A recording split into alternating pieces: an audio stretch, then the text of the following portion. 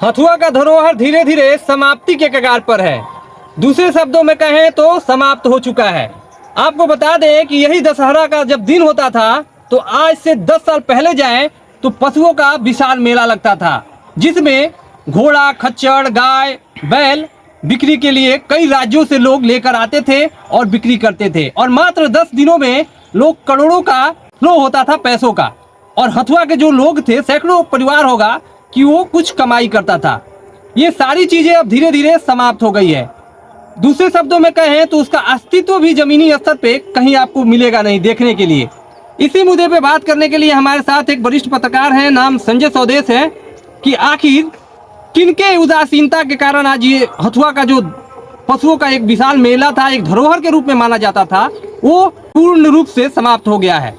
जो ये हथुआ का मेला था और दशहरा के अवसर पे लगता था, और कई राज्यों से जो पशु बेचने वाले, खरीद बिक्री करने वाले आते थे और 10 दिनों तक सप्ताह भर रहते थे और करोड़ों रुपए का लेन और देन होता था।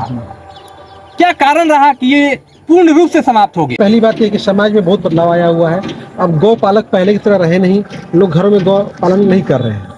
बहुत कम ही लोग अपने दरवाजे पे गाय रखना पसंद कर रहे हैं। नहीं तो पहले जिसके दरवाजे पे गाय रहती थी बहुत गर्व की बात था, बैल होते थे बहुत गर्व की बात था। खेतों में हल जोतने का काम जो है बैलों के माध्यम से होता था, अब वो हो नहीं रहा है, ट्रैक्टर ट्रॉली के माध्यम से वो काम हो रहा है। इसके कारण भी उसकी उपयोगिता, बैल की उपयोगिता खत्म हो गई। पहले क्या होता था कि गाय जो है बछड़ा देते थे तो जश्न बनता था कि बछड़ा ज़्यादा कीमत में बिकेगा, लेकिन आज उल्टा हो गया है। अब क्या है कि जब बछड़ा होता है तो मातम बनता है। गौ पालक उसको क्या करते हैं, कुछ उपयोग में है नहीं, 6 महीना रखते हैं और ले जाकर कहीं छोड़ देते हैं। हमारे यहाँ के बहुत सारे गौ पालक हैं, ले जाकर साबिया में फील्ड में छोड़ देते हैं। वहाँ पे क्या है, गौ तस्करों ने लड़कों को ट्रेन कर रखा है, एक साथ 10 इकट्ठा होते हैं, ले जाकर फिर उधर कहीं बूचर खाने में बेच देते हैं। तो सबसे पहले कि बैल की उपयोगिता खत्म, तो जो बैल बिकने आते थे वो खत्म। लेकिन इसमें एक महत्वपूर्ण बात यह है कि अगर स्थानीय लेवल पे अगर प्रतिनिधित्व तो सही रहता तो इसमें चिंतन मनन करके इसका दूसरा प्रारूप तैयार कर देता। हमारे यहाँ गौ मेला ही क्यों लगता था? पशुओं का मेले में केवल आप गाय, बैल और घोड़ा, खच्चर क्यों देते? इनकी उपयोगिता खत्म हो गई है। उसके जगह आप देखेंगे कि मीना बाजार लगता था यहाँ पे, अम्बेडकर स्कूल के फील्ड के सामने रामना में लगता था। उसके अलावा एक नर्सरी का मेला आता था। इसके अलावा बाजार में जो गोपाल मंदिर का मेन रोड है, किनारे किनारे कई सारी दुकानें आती थी, छुरी, चाकू और लोहे से बनी हुई सामान, बर्तन के उपयोग का, औजारों का वो आते थे। लोग अपने घरेलू जरूरत के पूरे करने के लिए वहाँ से खरीद बिक्री करते थे, वो भी खत्म हो गया। दरअसल ये मेले का जो प्रारूप तैयार किया गया है समाज में, जिसने भी तैयार किया है, ये समाज को आर्थिक रूप से उन्नत करने के लिए तैयार किया है। जिसने इस सोच के साथ चला उस मेले को प्रतिरूप में दिखाया, लेकिन हमारे यहाँ जनप्रतिनिधि तो खत्म हो गया। इसको दो चीज़ों समझिए। आप देखेंगे कि राष्ट्रीय स्तर पर मेला लगा महाकुंभ। जब कुंभ का मेला लगता है तो राज्य सरकार उसको ऑर्गेनाइज करती है। आप ये धार्मिक मेला भी कह सकते हैं कि राज्य सरकार ऑर्गेनाइज करती है। अब राज्य सरकार ऑर्गेनाइज किया कुंभ का मेला, अगर उसमें कहते हैं कि 1 करोड़ लोगों ने डुबकी लगाया, तो 1 करोड़ लोग एक जगह के तो होते नहीं, सब ऐसे आते हैं। ऑन एवरेज 5-5 हज़ार रुपया खर्च किया तो 5,000 करोड़ की इकोनॉमी फ्लो की वहाँ पे फ्लो। अब सोचिए इससे तो कितना बड़ा इकोनॉमिक अंतर आता है, चेंज आता है। तो ये जिन लोगों ने, हमारे लोगों ने जो पहले सनातन में कहिए, चाहे जैसे भी कहिए, संस्कृति में कहिए, जिन लोगों ने इसको बनाया, उन्होंने देश के हर कोने में बनाया। नासिक में भी बनाया, आपका महाकालेश्वर में भी बनाया, उज्जैन में, बनारस में बनाया, हरिद्वार में बनाया, इलाहाबाद में बनाया, प्रयागराज में, ये पूरा एरिया कवर हो जाए। गया में भी लगता था। तो ये हर जगह पे जिससे कि फ्लो। तो मेले का महत्व जो है आज के जनप्रतिनिधि समझते नहीं है, उसका इंपॉर्टेंस समझते नहीं है, जिसका नतीजा है कि जब गाय पशु की उपयोगिता खत्म हुई तो उसका बैल की उपयोगिता, खच्चर का उपयोगिता, घोड़े की उपयोगिता खत्म हुई, तो ऑटोमेटिक मेला खत्म हो गया।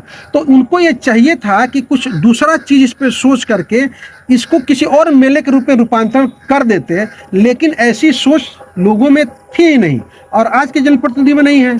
लोग क्या करेंगे, कैसे मेला लगेगा?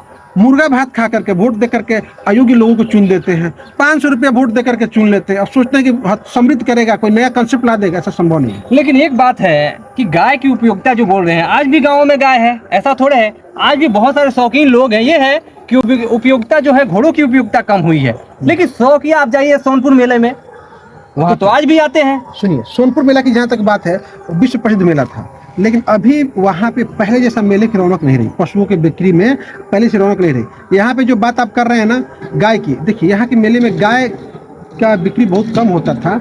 गाय चूँकि वो ऐसा है कि उसको बहुत लंबे दूर तक चला के नहीं ला सकते थे, बैल को चला के लोग लाते थे। फिर भी गाय को भी लोग लाते थे, बैल से भी ज़्यादा आते थे। उसकी उपयोगिता खत्म है। खच्चर आते थे, उपयोगिता खत्म है। चिमनी में ही खच्चर चल रहा है। अब कुछ शादी विवाह में या कुछ जगह जुलूस वुलूस में घोड़े चलते हैं, बहुत मिनिमम है, वो खत्म हो चुका है। तो सबसे पहली बात इसको भूल जाइए ना, जो चीज समाज से निकल चुका है उसके पीछे क्यों लेकिन पड़े? ये बताइए, नया पुष्कर चीज बनना चाहिए ना। जो राजस्थान का पुष्कर मेला होता है, हम्म। वहाँ तो घोड़ों का एक बड़ा मेला लगता है, पशुओं का। अरे तो पुष्कर में जो मेला लगता है तो वहाँ का मेला आयोजन समिति बहुत समझदार है। हाँ, वो अपने बात वही संस्कृति उस पे, को हाँ। बचाए रखी हुई है। आपके यहाँ पे जो प्रतिनिधि हैं वो कौन सा मेला आयोजन समिति बनाए हुए हैं, कौन सा उनके पास सोच है? उनके पास तो यही काम है। देख लीजिए यहाँ पे काम हुआ है पीसीसीसी का। सबसे पहले आते ही वही काम कराओ जिसमें कमीशन मिले और कमीशन खाओ, अपना लग्जरियस लाइफ जियो। तो उनका ध्यान तो इस पर है, इस पर ध्यान ही नहीं है। समाज के उत्थान पे, समाज को मजबूत करने पे, बाजार में इकोनॉमिक तैरे, इस पे कुछ ध्यान ही नहीं है। वो इसको सोच भी नहीं सकते।